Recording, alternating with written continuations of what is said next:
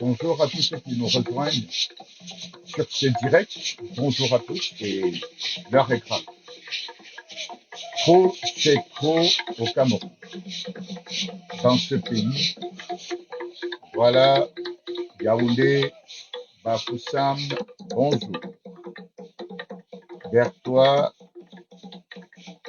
Marois, Yagua, Kandéré, bonjour. Bonjour. Bonjour à tous. Bazou, où je me trouve en ce moment. La population vous souhaite un bonjour. Voilà, j'espère que vous allez bien.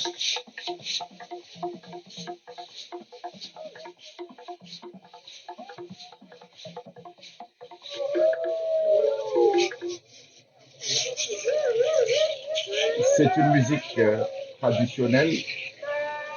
C'est le kumba que vous êtes en train d'écouter, l'exécution du kumba que vous écoutez dans vos oreilles.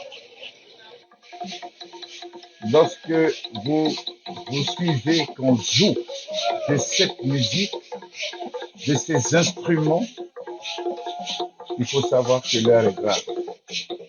L'heure est grave. L'heure est très grave.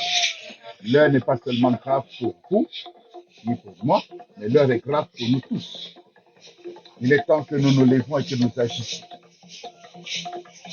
Il est temps que nous, et quand je mets pour nous, je mets les institutions, je mets l'État, je mets la société civile, je mets les partenaires, je les mets à contribution, je vous mets vous-même, ainsi que moi. La preuve, me voici devant vous aujourd'hui.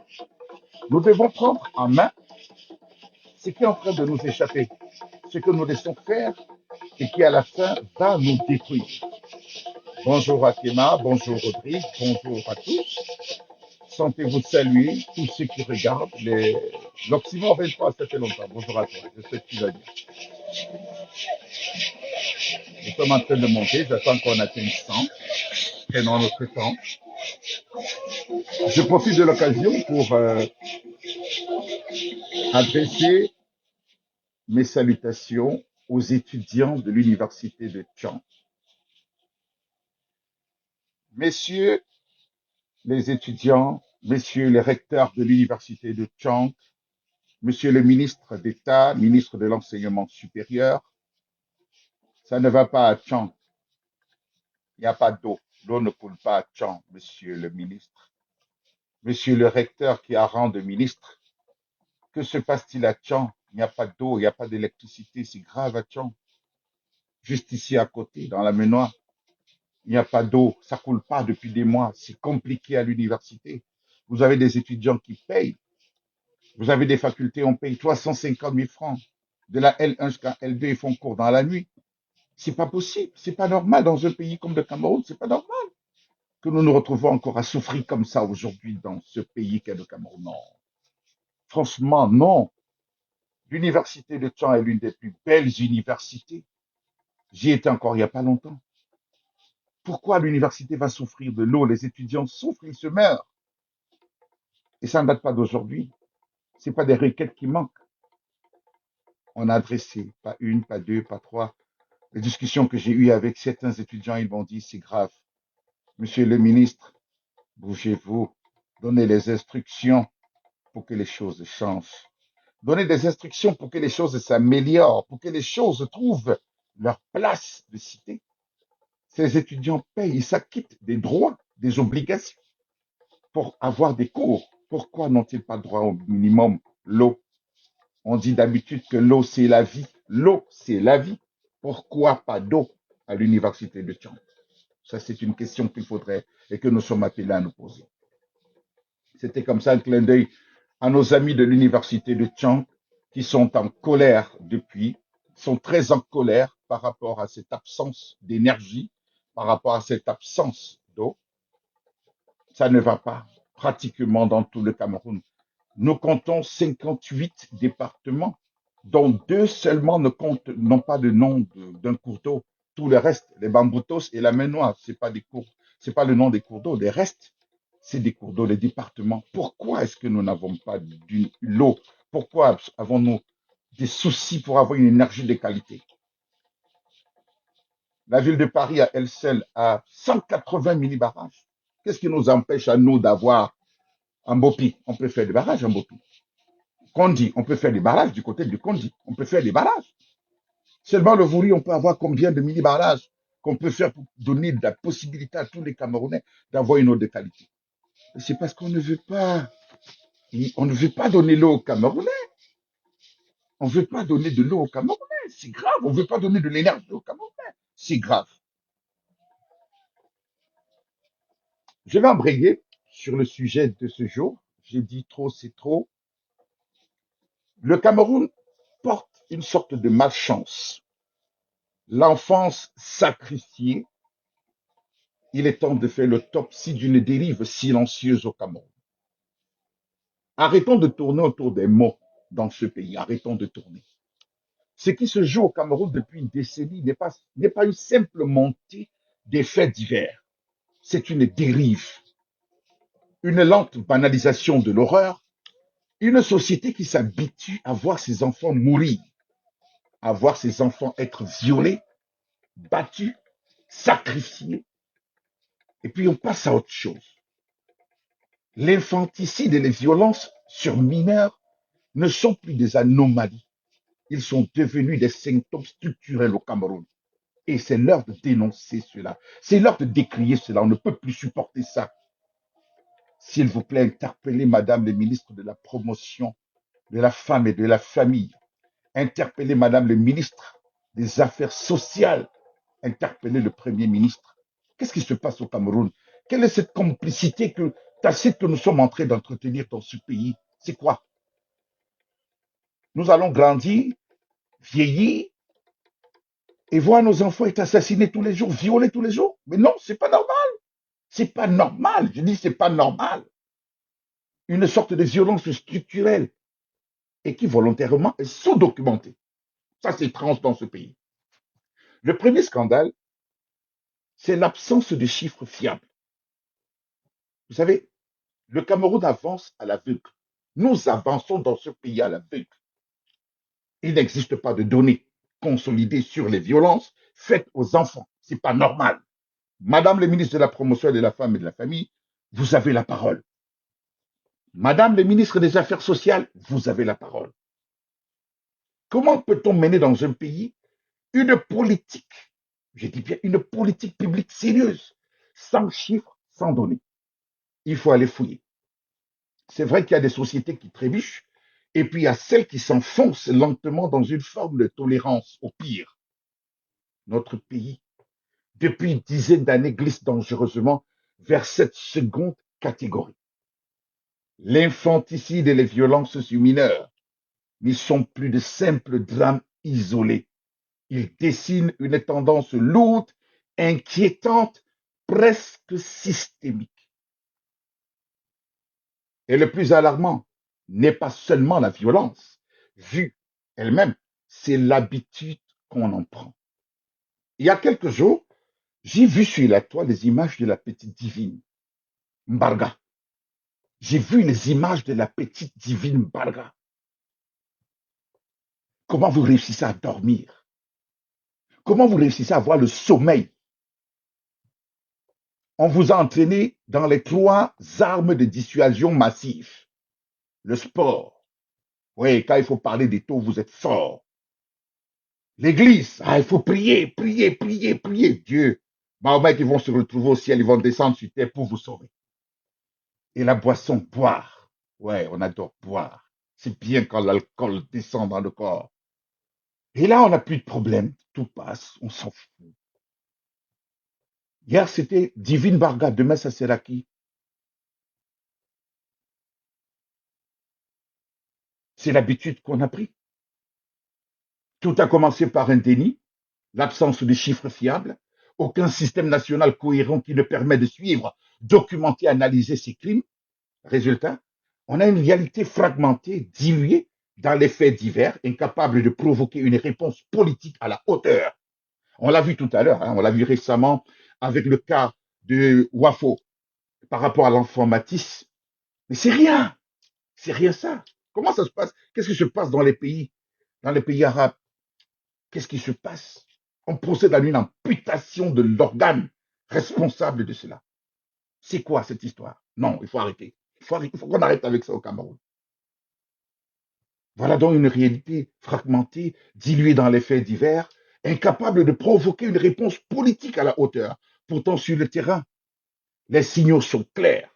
Les violences physiques, sexuelles et psychologiques contre les enfants progressent, nourries par la pauvreté, le silence des familles et l'inefficacité des institutions. Les institutions camerounaises ont choisi d'être inefficaces. À quoi servent les délégués régionaux? À quoi servent les délégués départementaux de ces différentes structures? Ils servent à quoi dans ce pays? Il faut les réveiller. Ça ne va pas, il faut les réveiller. Nous vivons avec Predator. Les chiffres sont clairs. Dans le nord du Cameroun, entre 2014 et 2016, l'horreur a pris une forme très brutale. L'insurrection de Boko Haram, pardonnez-moi, avait fait en son temps des enfants des cibles, mais aussi des instruments. On se rappelle avec Boko Haram. Des mineurs avaient été transformés en kamikazes, arrachés à leur enfance pour devenir des armes humaines. Une violence extrême dont les séquelles psychologiques restent largement ignorées jusqu'aujourd'hui. Qu'est-ce qui a été dit? Qu'est-ce qui a été fait dans ce pays? Il serait trop facile de limiter le problème aux zones de conflit. Oui, on va le dire. Les abonnés, ils sont forts pour le dire. Car ailleurs, loin des champs de bataille, une autre violence prospère, celle du quotidien. Vous avez vu, en 2014, on disait fuyez les enfants. On les met, c'était des kamikazes et tout. Qu'est-ce qui a été fait pour protéger les enfants? Rien. On est passé à côté. C'est institutionnel. On est en 2014. En 2016, on a eu l'affaire Monique Oumatekel, qui a révélé une autre vérité glaçante. Au Cameroun, on peut aussi mourir et laisser mourir un enfant par abandon.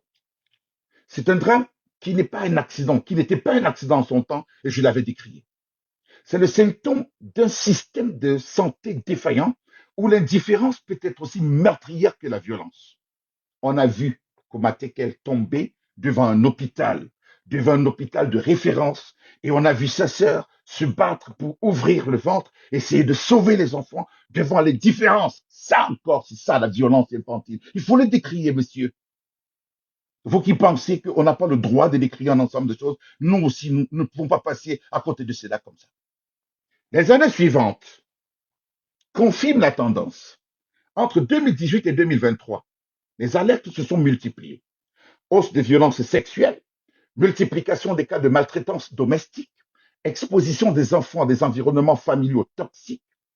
La maison, censée protéger, est devenue le premier lieu de danger. On se rappelle de cet individu qui, parce que oncle est allé en Consamba pour rendre visite à sa sœur. Sa sœur l'ayant laissé à la maison et allée au marché, Il a violé tous les enfants jusqu'à ce que le décès s'en ait suivi. Jusqu'à ce que le décès s'en ait suivi. On l'a arrêté, on l'a transféré, on l'a retransféré, après il a été libéré. Je vous prends le cas de Konsamba. C'est documenté, allez sur Internet, vous frappez, vous allez voir cet oncle qui a violé son neveu et ses nièces. C'est passé. On a attendu qu'il y ait le projet de loi sur le véritable code de la famille, bien nettoyé, rien. En 2025, on a eu l'affaire Matisse, qui a exposé une brutalité sans filtre. Un enfant de 6 ans, tué dans un contexte de conflit entre adultes, une vie fauchée, non pas par hasard, mais par l'incapacité des adultes à contenir leur propre violence. Poignarder un enfant. On a décrié, on a crié, mais c'est grave. C'est grave parce que même le quartier dans lequel il était, personne n'a pu se lever. En 2026, cette année, on a l'affaire Divine Barga, qui marque un point de rupture. Une fillette de 11 ans, violée, puis assassinée. Pire encore, un crime impliquant un siècle de proximité avec des soupçons d'entraînement d'un autre mineur qui surveillait, qui contrôlait pendant que son père violait, jusqu'à ce qu'on lui a demandé de mettre l'oreiller. Vous vous rendez compte dans quoi on vit là? Vous vous rendez compte dans quoi on est en train d'avancer? La violence ne se contente plus de frapper, elle se transmet. Vous vous souvenez du cas de la petite Chloé, moins médiatisée à l'échelle nationale, mais tout aussi révélateur. Un enfant victime de violences extrêmes, dont les séquelles ont détruit bien plus qu'une vie. Son père, brisé par le drame, finira lui aussi par mourir, emporté par le choc, l'impuissance et l'effondrement psychologique. Ce n'est plus un crime isolé, mes frères. Ce n'est plus un crime isolé. C'est une onde de destruction familiale. Chaque affaire suit le même cycle. Indignation, émotion, silence, puis oubli. On se rappelle de cet autre petit enfant à Banganté. Vous souvenez de ce qui s'était passé à Banganté? Encore un enfant. On avait interpellé des commissaires de police, on avait interpellé les médecins. Et après, qu'est devenue l'affaire? Et là, et c'est là où se niche le vrai danger. Car ces crimes prospèrent sur un terreau bien connu. L'impunité, les procédures judiciaires qui s'éternisent, les sanctions qui sont perçues comme faibles et le sentiment d'une injustice qui s'installe.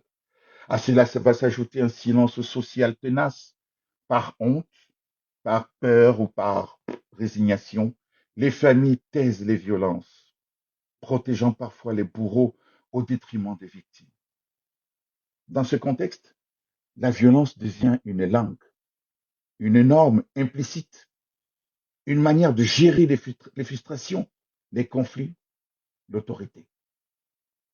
Que fait l'État donc pendant ce moment? L'État reste en retrait. Peu de campagnes de prévention, Madame le ministre. Vous avez de l'argent. Vous avez de l'argent, Madame le ministre, de la promotion, la femme, la famille. Excusez-moi, je me perds. Madame le ministre des Affaires sociales, vous avez de l'argent. L'argent qui est voté chaque année. Peu de campagnes de prévention, peu de structures d'accueil pour les victimes, peu de suivi psychologique, comme si protéger les enfants n'était pas encore une priorité stratégique. Mais arrêtez ça, c'est une erreur grave. Car une société qui échoue à protéger ses enfants compromet son propre avenir. Elle fabrique des adultes brisés, des cycles de violence, une instabilité sociale durable. À moins que c'est ce que vous cherchez. À moins que c'est ce que vous voulez entendre. Vous voulez transformer le Cameroun en une instabilité sociale durable. Ce pays est aujourd'hui face à la ligne de fracture claire. Continuer à traiter ces drames comme des faits divers ou reconnaître enfin qu'il s'agit d'une crise nationale. Madame la ministre, si j'avais été à votre place, j'allais démissionner. J'allais démissionner parce que j'ai échoué. Mesdames les ministres, parce que j'ai échoué. Vous êtes quand même les garants de la promotion de la femme, de la famille, je ne sais pas comment vous appelez ça. d'assistance sociale. Et quel est votre rôle? Pour Matisse, il a fallu qu'on crie sur les antennes d'Equinox Télévision, qu'on crie sur les antennes d'Equinox Télévision, pour que vous vous déplaciez pour aller saluer la famille. Quelle honte, shame. Et pour la petite Divine Barda,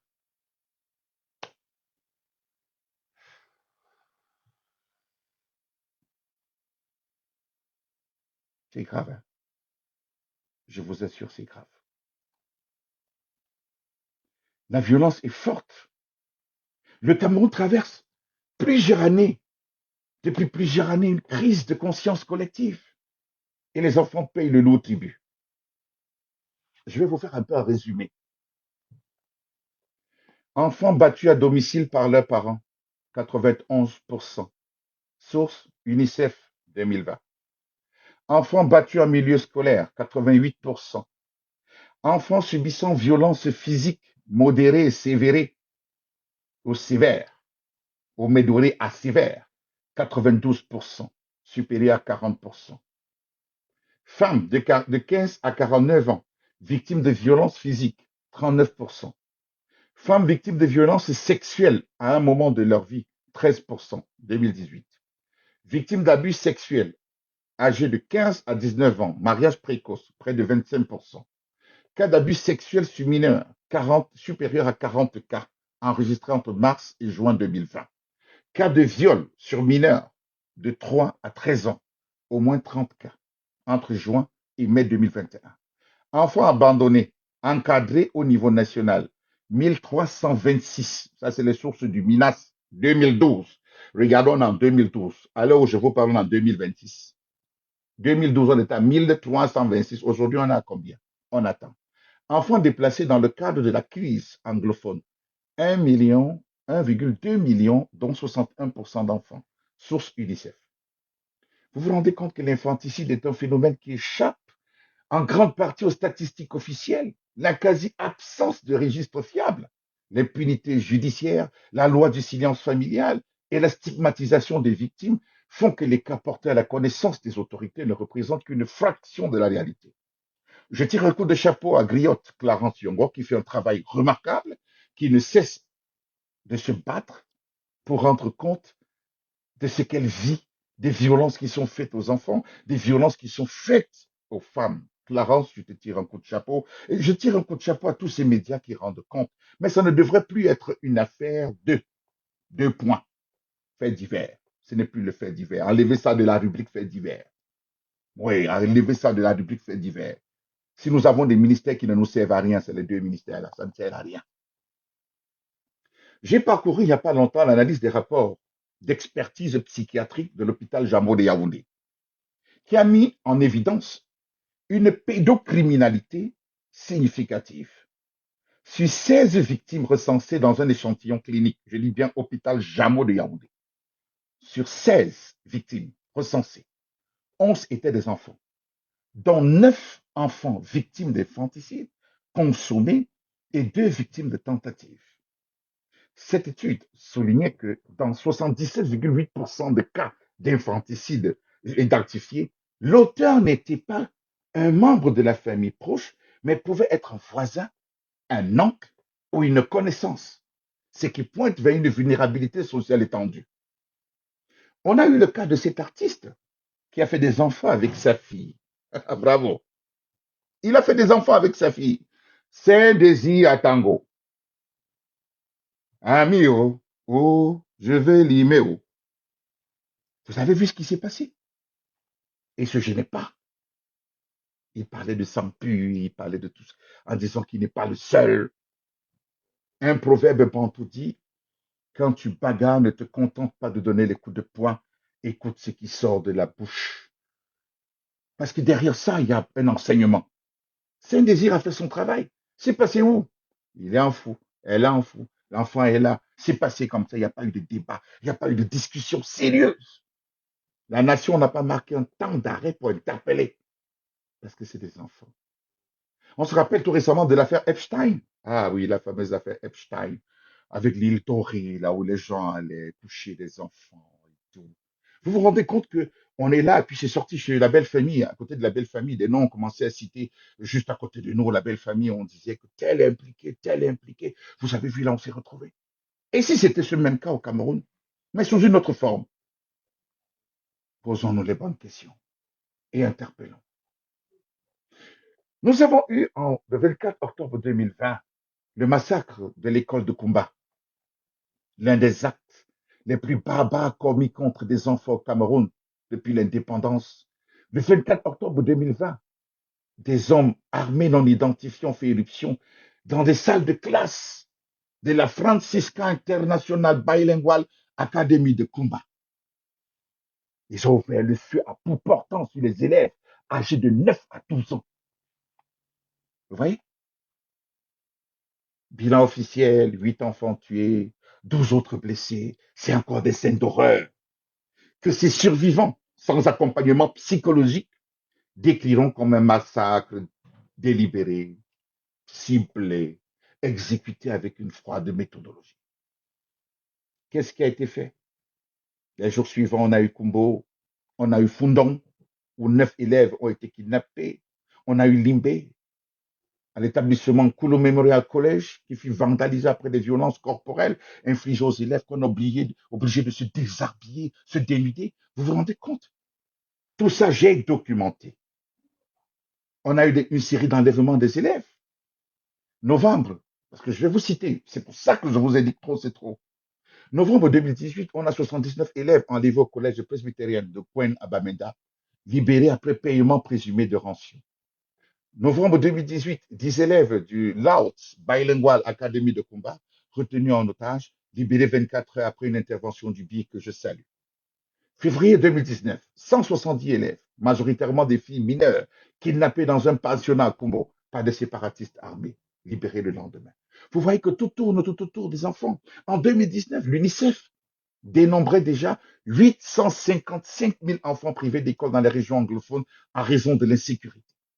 Depuis, la situation s'est aggravée avec plus d'1,2 million de personnes déplacées, dont 61% d'enfants, selon les chiffres. Vous vous rendez donc compte que cette affaire est grave? Aujourd'hui, on recherche Eric Mwandambe, technicien en bâtiment, père de 3 enfants qui a violé la petite fille Divine Baga, qui a utilisé son propre fils de 11 ans, camarade de Divine, comme guetteur pendant qu'il commettait le crime. Jusqu'aujourd'hui, il n'y a pas de sortie. Jusqu'aujourd'hui, vous ne dites rien. Jusqu'aujourd'hui, au Cameroun, on dort. Non, non, non. Tous les influenceurs se sont levés. Valsero, le général Valsero a fait une sortie pour décrier. Zuimanto a fait une sortie pour décrier. On a pourchassé même cet enseignant qui allait jusqu'à dire qu'elle-même partait faire quoi là-bas. On l'a pourchassé jusqu'à le licencier. Bravo à cette école. Il n'est pas seul. Ils sont nombreux qui, sous cette page, ont écrit des choses.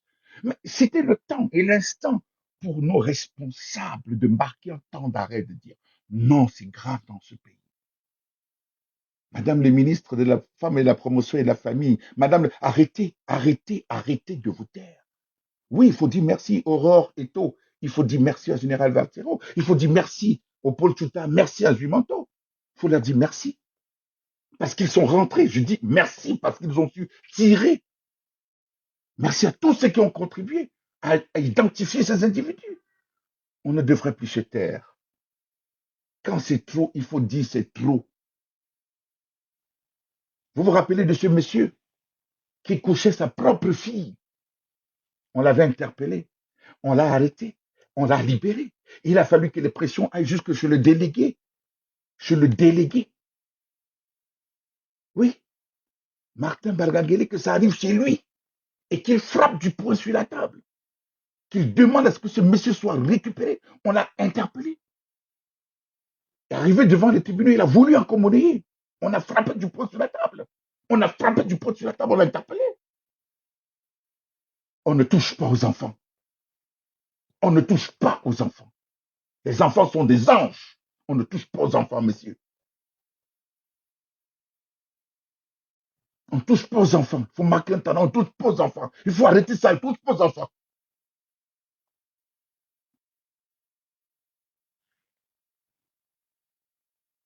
Voilà une violence rare, une complicité passive d'un voisinage qui a choisi l'indifférence, les capacités des institutions à protéger les mineurs ou à prendre en charge les victimes collatérales de tels drames. À l'heure où on parle, ils sont à l'Assemblée nationale, non? On est en train de voter la prorogation illimitée du mandat des, vous appelez ça quoi? Des élus municipaux. On est en train de pousser. Oui, oui, on va pousser. Mandat illimité. Voilà ce qu'ils sont en train de faire. Oui, voilà ce qu'ils sont en train de faire. Travailler sur le manger, le boire. On s'en fout du reste. Je disais tout à l'heure un coup de chapeau à Clarence Yongo. Oui, je lui tire un coup de chapeau. Entre janvier 2020 et mai 2021, Griot a répertorié, le média de Clarence Yongo a répertorié au moins 30 cas documentés d'abus sexuels sur des enfants âgés de 3 à 13 ans, ce qui rend ces cas particulièrement graves. Selon les investigations menées, la majorité d'entre eux impliquaient des hommes en tenue, militaires, gendarmes aux forces de sécurité. Allez voir, c'est pas moi. Je ne fais que restituer le travail qui a été fait. La Commission des droits de l'homme au Cameroun a adressé des recommandations au gouvernement demandant notamment de poursuivre activement la lutte contre les violences sexuelles, y compris les mutilations génitales féminines, la prostitution infantile et la mendicité forcée. Vous savez là où ces recommandations sont restées? Sans suite. Affaire Epstein au Cameroun. Nous savons notre situation des violences, la violence intrafamiliale, la face cachée du quotidien. Ah oui, c'est dans la sphère familiale et amicale que se commet l'essentiel des violences sur mineurs. On se rappelle que la directrice du centre Vie et Femmes au sein de l'association de lutte contre les violences faites aux femmes l'a affirmé sans ambiguïté que près de 90% des violences sur enfants sont commises dans le cercle familial ou par des proches. Il faut décrier, mes frères, il faut décrier. Je suis très en colère, je m'interroge ce jour. Je suis très en colère. Nous avons notre cas. Rassurez-vous, j'ai pris tout mon temps. L'abandon des nouveau-nés. Oui, il y a quelques heures, quelques jours, on a encore vu sur la toile une jeune fille qui est montée avec son copain à une étage et jetait un nouveau-né. Ah, j'ai vu ces images, j'ai senti mon corps tourner. Moins spectaculaire peut-être que le maître. L'abandon d'enfants constitue une forme d'infanticide différée particulièrement alarmante. Le phénomène a pris des proportions préoccupantes, comme en témoignent les chiffres.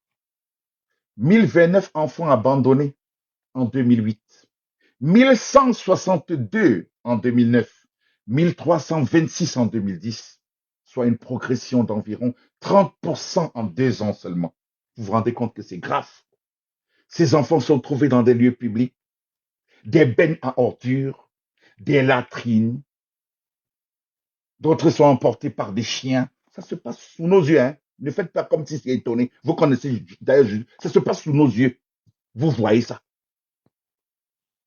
La survie de ces enfants abandonnés, ces nouveau-nés abandonnés, dépend du hasard d'une rencontre. En juin 2022, la 23e session du Parlement des enfants au Cameroun, ça existe encore au Cameroun, en 2022, la 23e session du Parlement des enfants du Cameroun s'est tenue sous le thème, je vous donne, phénomène d'abandon des enfants, une entrave à la vie, au développement et à la survie des enfants. Au Cameroun, on aime les slogans. Hein. Des enfants parlementaires plaidant, bonjour au général Valtiro, bonjour et merci d'avoir retrouvé le direct, merci. Des enfants parlementaires plaidant pour d'autres enfants abandonnés, en l'absence des adultes censés les protéger. À quoi nous servent toutes ces sessions? En juin 2022, vous vous rendez compte, ils ont discuté sur le phénomène d'abandon des enfants. Combien de nouveau-nés? Ça se passe sous nos yeux. Une fille enceinte n'est pas encadrée. Une fille enceinte est négligée, abandonnée. Des hommes irresponsables qui ne peuvent pas assumer leur polygamie, leur monopolygamie. Oui, souffrez que je parle de monopolygamie parce qu'aujourd'hui, on a développé ça. On est monogame devant monsieur le maire, mais polygame derrière. Et on a le courage de le dire. mais des polygames circonstanciés. C'est vrai qu'on accuse la pauvreté et la précarité comme terreau de violence. S'il vous plaît, interpellez Madame le ministre de la promotion de machin et famille et tout ça. Ah, s'il vous plaît, excusez-moi. C'est la colère. Interpellez Madame le ministre des Affaires sociales. Tous les budgets combinés, là, ils font quoi avec? Normalement, tous les médias devaient être saturés à l'heure actuelle au Cameroun. Tous les médias. Commençant par le média qui mange notre argent, la CATV. Tous les médias. Ils devaient avoir des capsules sur la protection des enfants. Tous les médias devraient récupérer ça pour protéger, lutter amplement contre les violences faites aux enfants. Lorsque vous vous attaquez aux enfants, vous vous attaquez à la nation tout entière. À moins que vous, en utilisant, vous qui êtes assis aujourd'hui, la jeunesse, c'est le fer de lance, de quoi? Faire rouiller. Faire rouiller. Voilà donc, en 10 ans, je vous ai retracé la souffrance. Châtiment corporel, vous pensez qu'un enfant qui a été violé, qui a vu sa sœur se violer, un enfant de 11 ans aujourd'hui que le père entraîne en disant que guette pendant que je viole ta camarade. Cet enfant, c'est un violeur. Il doit subir le même sort que son père, c'est un violeur. On ne doit pas avoir pitié de lui. Pitié de lui, jamais on ne doit pas avoir pitié de lui. Son père lui demande de contrôler pendant qu'il viole. Ça veut dire qu'on a perdu la morale, même dans l'éducation de nos enfants, on a perdu cette morale. Et si l'enfant a pu observer pendant que son père violait, c'est un violeur. Ça veut dire que cet enfant de 11 ans entraîne vos camarades à l'école. Ils vont jouer le mporti dans les fûts. Ils vont jouer papa et maman. Ils vont jouer les cache-cache. C'est grave. L'impunité judiciaire et défaillance institutionnelle. Le Cameroun est devenu un pays de réseaux, de loges, où l'exotérisme est en train de battre. Tous les villages aujourd'hui souffrent de ça. Excusez-moi d'en parler. Hein. Vous me connaissez, je suis comme ça, je suis direct, je ne garde rien dans mon ventre. Mon ventre, je ne m'intoxique pas. C'est là où ça commence que j'ai fini. Oui, dans tous les villages, l'homosexualité est rentrée. La pédocriminalité est rentrée dans tous nos villages. J'ai rien contre. J'ai rien contre, mais je suis fâché tout simplement parce que c'est utilisé comme monnaie pour l'emploi, comme monnaie pour la réussite sociale. Une orientation normale, ça ne pose aucun problème. Une orientation, ça pose ça, chacun a sa vie. Mais j'estime que nos enfants souffrent. C'est devenu une sorte de cadre légal au Cameroun qui criminalise, qui laisse faire. Les jeunes souffrent. Pour être quelqu'un, on dit au Cameroun, il faut être quelqu'un et avoir quelqu'un pour devenir quelqu'un. Mais c'est quelqu'un, c'est quoi? Ce quelqu'un, c'est qui? C'est là la question. Ce quelqu'un, c'est quoi? Ce quelqu'un, c'est qui? C'est ton oncle qui te dira, tu crois que je suis devenu honorable ou comme tu penses? Tu penses que je suis devenu conseiller régional comme tu penses? Tu penses que je suis devenu maire comme tu crois? Tu penses que je suis devenu directeur comme tu crois? Tu penses que je suis devenu opérateur économique comme tu crois? Eh bien, si tu veux marcher avec moi, eh bien, tu passes tous les soirs. Combien de jeunes sont invités après 21 heures? Ils sont combien? Tu veux être recruté, tu viens. Je vous ai raconté cette histoire où un jeune était venu me voir pour me demander, écoute, frère, tu as fait comment pour réussir? Gars, je suis prêt à me déshabiller. Prends-moi. Je lui ai dit, mais je n'ai pas réussi. J'ai réussi comment? Ce que tu me racontes là, tu es malade. Il me dit, grand, c'est ce qu'on dit au quartier, que tout le monde pour réussir est obligé de baisser, de tenir la table. Voilà les expressions qu'on emploie. Mais c'est grave, c'est grave. Et c'est comme ça qu'ils vont entraîner les petits au quartier. On les voit à Dakar, souffrir que je. On les voit à Dakar, à la négresse, j'ai été plus. Je cite les noms, moi je pas. On les voit dans ces zones. Où vous voyez un enfant de moins de 20 ans, il entre, il commande des bassines de ruinard. Il est avec ses amis. Il n'est pas avec des filles, il est avec ses amis. C'est pas moi, hein, c'est sur la toile. Suivez ce qui se dit sur la toile, comme moi je suis aussi ce qui se dit sur la toile.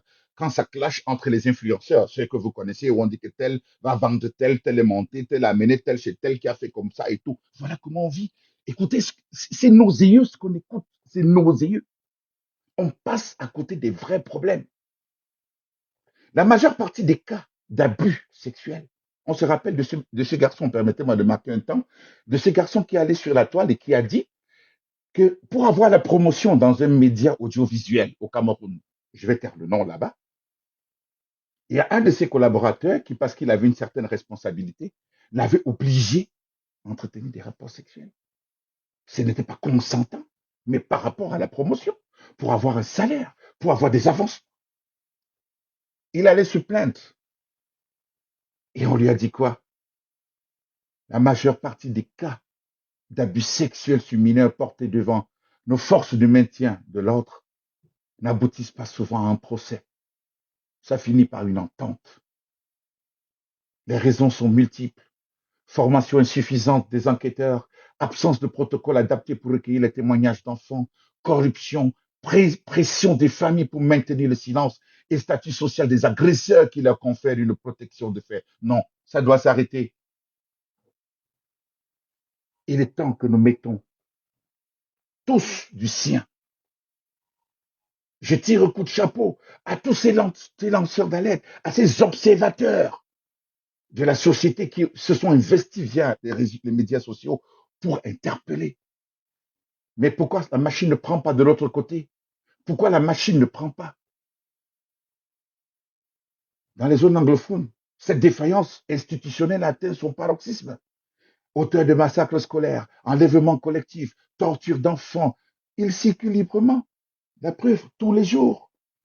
Nous avons des Camerounais qui nous font état de ces soldats qui meurent au front, qui meurent tous les jours, assassinés, surpris par les ennemis. On dénonce. Qu'est-ce qui se passe? Rien. Il est temps que les choses changent. L'État doit se mobiliser. Il faut un arsenal législatif sur pied. Et en passant, le Cameroun a ratifié la Convention internationale sur les droits de l'enfant, la Charte africaine des droits et du bien-être de l'enfant, la CEDEF. Oui, on est champion pour ratifier. Le code pénal camerounais incrimine explicitement les violences sur mineurs, l'infanticide, l'enlèvement et l'exploitation sexuelle des enfants sur le papier. Le cadre est propre, mais dans les faits, ça se passe comment? Les initiatives de la société civile, elles sont efficaces, mais sous-financées. Vous pensez qu'on donne combien à Clarence Yongo? Regardez le travail qu'elle fait. Vous pensez qu'on lui donne combien? Quand c'est bien, il faut dire que c'est bien. Elle fait un travail remarquable. Face à la défaillance étatique, des organisations de la société civile tentent de combler le vide. Mais hélas, que peuvent-elles faire? Que peuvent-elles faire? L'UNICEF et les partenaires internationaux, ils sont présents, mais impuissants. Chaque fois qu'on dénonce, on soulève la fameuse phrase ingérence. Ingérence. Et puis finalement, il y a nous, les parents. Nous. Nous avons certains parents qui offrent leurs enfants en sacrifice. Je voulais finir par là. Vous, oui, vous, vous les parents. Vous offrez vos enfants sans le savoir en sacrifice. Et c'est là où le mystique que je suis intervient. Vous avez des familles qui franchissent les limites et certains parents qui ignorent même la puissance sacrée qui dort dans leurs paroles. Dans de nombreuses familles, et particulièrement chez nous, on croit encore que maudire un enfant, c'est simplement se déshabiller devant lui ou proférer des paroles de malédiction en face de lui. Les filles ont une phrase. Ton comportement là, c'est ton père. Première malédiction. Les mères, ta bordellerie que tu fais là, de regarder les femmes là, c'est le comportement que tu as là. Tu as appris ça chez ton père. Vous pensez que c'est rien. Mais chaque fois que vous employez ce type de phrase, celui qui passe, qui maîtrise l'univers peut prendre un caillou en disant au caillou, tu es témoin. Ce monsieur insulte son enfant, il maudit son enfant, je te prends comme témoin. Et ce témoin va être utilisé et votre enfant ne fera rien. C'est important que vous le sachiez. Dans l'invisible, la parole n'a pas besoin d'être criée pour blesser. Pensez du mal de son enfant, soufflez sur son nom des mots froids et coupants. Vous ne bénissez pas vos enfants, pourquoi? Apprenez à bénir vos enfants. Ma fille, mon sang, je te bénis. Je bénis ta journée. Je bénis ton avenir. Vous organisez vos voix bébés là, ça sert à quoi? Vous faites grandir vos enfants, ça sert à quoi? Tout ce que vous faites, les fêtes, les cérémoniales. Moins de choses, l'enfant est né, vous êtes sur la toile. Ouh, l'enfant vient né. Ouh, on va à l'hôpital, on met les, vous appelez ça quoi, les ballons, on met n'importe quoi. Oh, l'enfant est venu, on offre la voiture à la mère. N'importe quoi, n'importe quoi. On s'est éloigné de ce qui constituait la matrice de notre famille. À quel moment vous bénéficiez vos enfants? À quel moment vous leur donnez la force, la joie? Oui, ma fille, ce que tu as fait est bien. Tu appartiens à la descendance des reines. Tu seras une reine. Sache que les reines, elles se comportent ainsi. On prépare son enfant.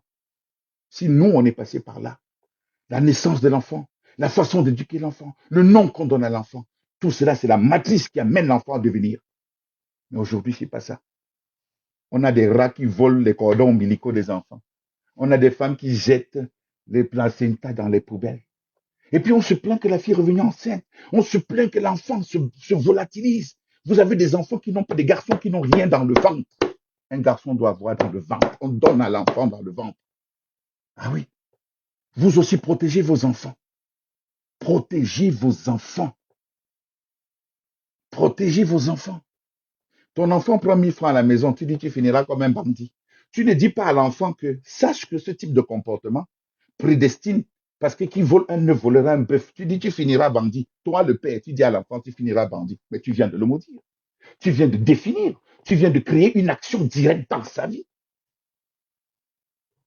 Toi, le parent, tu t'assieds devant tes amis dans ta réunion, tu prends le nom de ton enfant, ton propre enfant, tu les livres. Tu exposes ses erreurs, tu le dénudes devant des langues affûtées. Tu laisses les gens cracher dessus, insulter, maudire. Tu laisses ton enfant aller chez les gens à midi. Tu laisses ton enfant aller chez les gens le soir. Tu laisses ton enfant aller passer le temps pour regarder la télé chez le voisin. Tu laisses ton enfant tourner. Puis quand l'enfant revient, elle a même dit que quoi là-bas, hein? Et c'est sûr qu'elle a encore parlé des gens. Elle a préparé quoi? Vous vous attendez à quoi? Cet enfant va grandir ainsi. Ton enfant ne va plus avancer. Rien ne va plus lui réussir. Sa vie va tourner en rond. Tes filles vont te ramener les grossesses à la maison. Elle va accoucher. Sa soeur va accoucher. L'oncle de l'enfant. Voilà autant de choses.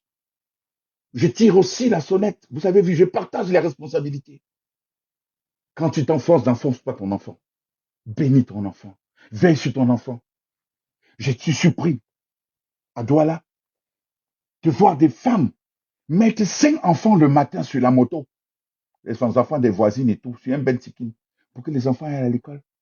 La maman reste le soir, elle attend parce qu'elle est fatiguée. Elle va courir voir la série. Elle va courir, causer avec les... Elles n'ont plus le temps d'accompagner les enfants à l'école. Elles n'ont plus le temps d'aller chercher les enfants à l'école. Elles n'ont plus le temps. Il y a une phrase que vous employez tout le temps. Et le père, il fait quoi? Pendant que moi, je fais ça, il fait quoi? Égalité oblige. Le père fait quoi? Le père aussi peut aller chercher. Et ça, c'est moi, celle qui doit aller chercher. Alors, combien aujourd'hui se retrouvent en famille, avec des familles monoparentales? On en a plein. Parce que la fille n'a pas pu se poser, elle n'a pas pu se discipliner, parce que son nom, elle ne sait pas, parce qu'elle n'a pas reçu des bénédictions de la famille, elle se retrouve là comme ça à errer. Elle va d'homme en homme, se comprend, le garçon va de femme en femme, la malédiction, ils s'échangent les malédictions, ils montent et descendent, et ils finissent terrassés par des AVC. Ah oui, il faut parler aussi des AVC, parce que c'est ça aussi, ça pourrait être évité, parce que vous avez plein de parents qui se posent la question de savoir où est-ce que j'ai échoué dans ce qui sort de ta bouche. Ouais. Un enfant, on le bénit depuis la naissance. Chaque étape de sa vie, on le bénit. Chaque étape de sa vie, on apporte. On n'a pas besoin d'être devant les gens. Les familles qui réussissent, réussissent en silence. Les âmes de guerriers, vous ne pouvez pas combattre les âmes de guerriers. Ils sont nés guerriers. Alors vous, les parents, apprenez à bénir vos enfants. Derrière chaque nom, derrière chaque phrase, derrière chaque expression, éduquez et instruisez vos enfants. Le rôle de la femme, c'est d'éduquer l'enfant. Le rôle du père, c'est d'instruire l'enfant. C'est d'instruire l'enfant.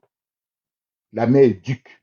On ne s'assied pas comme ça. On ferme les pieds. Sache que comme tu parles à les garçons, on te regarde. Si tu traverses, et puis si là tu traverses, tu vas prendre la grossesse. On éduque la fille. On éduque le garçon. On le père instruit le garçon. Un enfant qui grandit à la cuisine est un enfant méfiant. Un enfant qui est toujours introverti parce qu'à la cuisine, on a peur. Mais l'enfant qui grandit au salon, le père lui demande d'affronter la réalité. Il doit combattre pour pouvoir réussir. Alors, je vous prie, je ne vais pas être très long aujourd'hui. On fera souvent des petits entretiens comme ça, de temps en temps, mais l'heure est grave. Et sachez aujourd'hui que vous, qui négligez vos enfants, le monde spirituel vous demandera d'abord des comptes. Je me rappelle une vidéo du général Valsero dans laquelle il avait présenté l'image d'une jeune fille qui abandonnait les enfants pour aller boire dehors. Il décriait les responsabilités qui abandonnaient les enfants. Elle a fermé dedans, elle allait boire. Ils sont nombreux, le général Ouattarago et tous ces jeunes que j'essaie de regarder, qui tous les jours décrient. Elle a fermé pour aller vivre avec le show. Écoutez, la loi doit frapper ces gars même qui enseignent des filles et filles. Ils doivent assumer. Oui, monsieur, vous devez assumer. Et c'est pour ça qu'on dit avant d'aller vivre avec une fille, il faut enquêter. La fille peut être maudite, le gars peut être maudit. Ah oui, il y a des gens avec qui, lorsque vous entretenez, ne serait-ce que le sexe, juste le sexe, vous portez une malédiction. Parce qu'il faut savoir avec qui vous allez. J'entends des gens me dire, ah, c'est que nous on est morts, c'est qu'on est mort depuis. Je ne vais pas commenter vos vies, mais je vous dis aujourd'hui, interpellez Madame le ministre de la promotion de la femme et de la famille, interpellez Madame le ministre des Affaires sociales, l'heure est grave. Même le Premier ministre, c'est le chef du gouvernement, interpellé le Premier ministre. Ah, j'allais oublier, interpeller le CERAC. Oui, le cercle des amis, et tout. Interpeller le CERAC aussi. Oui, ces dames de cœur, interpeller le CERAC. Interpeller le RIPREM, interpeller le RIPREM. Il servent à quoi le RIPREM, le CERAC, interpellez-les. Oui, c'est bon, les femmes, les reines-mères. On est les femmes des épouses du chef de l'État, des directeurs, des gestionnaires, oui. Mais aussi, on veut vous voir, mesdames. On veut vous voir. Voilà les enfants, les fruits des entrailles. Voilà, les femmes devraient se lever. C'est important. C'est important. C'est important. Je dis c'est important. C'est important de se réveiller. C'est important de pouvoir dire, de faire, de pouvoir dire des choses. Je vous serai très reconnaissant de le faire. Entre-temps, moi, je rentre encore dans mes casseroles. Je rentre encore taper mon kungam. Quand on sort le kungam chez nous, chez moi, ça veut dire que l'heure est grave. Et aujourd'hui, j'ai sorti le kungam. J'ai sorti le kungam aujourd'hui. J'ai tapé le kungam. Je rentre dans la forêt.